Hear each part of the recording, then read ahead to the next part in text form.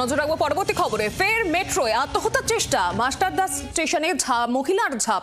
সকাল 8টা 21 মিনিটে আপ লাইনে ঝাঁপ দেন। দীর্ঘক্ষণ বন্ধ মহানায়ক উত্তম কুমার থেকে কবি সুভাষ পর্যন্ত পরিষেবা। সকাল 9টা 10 মিনিটে উদ্ধার করা হয় সেই মহিলার দেহ। কিছুক্ষণ আগে সম্পূর্ণ পরিষেবা চালু করা সম্ভব হয়েছে। কড়া বিধি চালু করেও রোখা যাচ্ছে না এই আত্মহত্যার চেষ্টা। ফের মেট্রো স্টেশনে আত্মহত্যার চেষ্টা, মাস্টারদা স্টেশনে মহিলার ঝাঁপ। সকাল 8টা 21 মিনিটে আপ লাইনে এই মহিলা ঝাঁপ দেয়। দীর্ঘক্ষণ বন্ধ ছিল পরিষেবা, তবে আবার পুনরায় চালু করা হয়েছে। বিস্তারিত জানবো, টেলিফোন লাইনে রয়েছে প্রতিনিধি অয়ন ঘোষাল।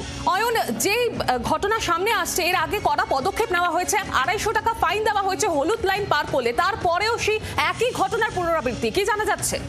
ওই বিধিনিষেধ হওয়ার পরে প্রথম 3 দিন নির্বিঘ্নে থাকার পর অবশেষে আবারও মেট্রোর ব্লু লাইন, সব থেকে পুরনো লাইন, সেখানে ঝাঁপ, এবং সেই ঝাঁপ ঠেকানো যায়নি।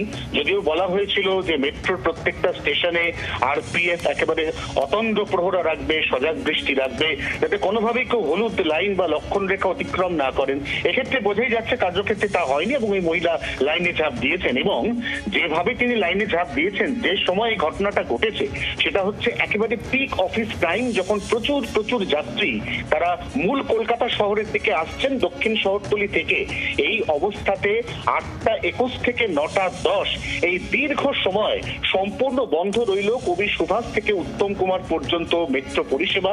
বাকি অংশের পরিষেবা সচল এবং স্বাভাবিক বরাবরই ছিল, এবং কিছুক্ষণ আগে সম্পূর্ণ মেট্রো ব্লু লাইনের পরিষেবা ভোগান্তির মধ্যে রেখে অবশেষে ওই মহিলাকে উদ্ধার করা গেছে। তিনি জীবিত না মৃত এখনো পর্যন্ত পরিষ্কার নয়। সৌমি, ধন্যবাদ অয়ন।